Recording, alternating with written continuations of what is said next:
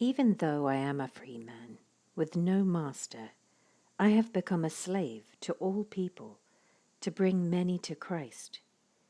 When I was with the Jews, I lived like a Jew to bring the Jews to Christ.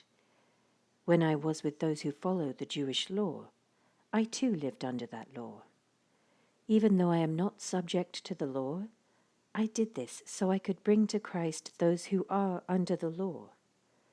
When I am with the Gentiles who do not follow the Jewish law, I too live apart from that law, so I can bring them to Christ. But I do not ignore the law of God. I obey the law of Christ. When I am with those who are weak, I share their weakness, for I want to bring the weak to Christ. Yes, I try to find common ground with everyone, doing everything I can to save some.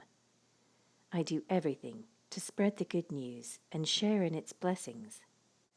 Don't you realize that in a race, everyone runs, but only one person gets the prize? So run to win. All athletes are disciplined in their training. They do it to win a prize that will fade away, but we do it for an eternal prize. So I run with purpose in every step. I am not just shadowboxing. I discipline my body like an athlete, training it to do what it should. Otherwise, I fear that after preaching to others, I myself might be disqualified.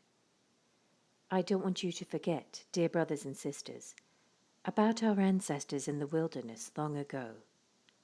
All of them were guided by a cloud that moved ahead of them, and all of them walked through the sea on dry ground. In the cloud and in the sea, all of them were baptized as followers of Moses.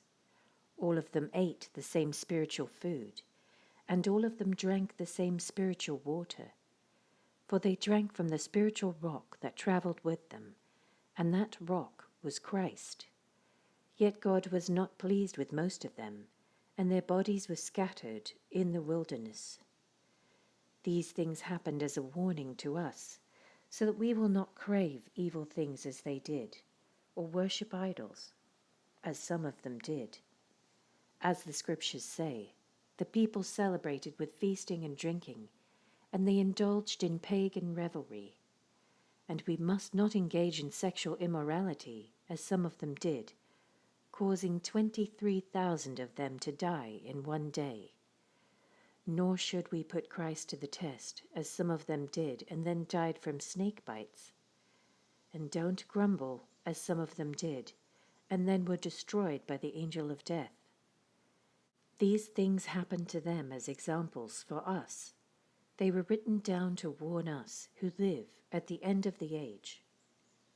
If you think you are standing strong, be careful not to fall.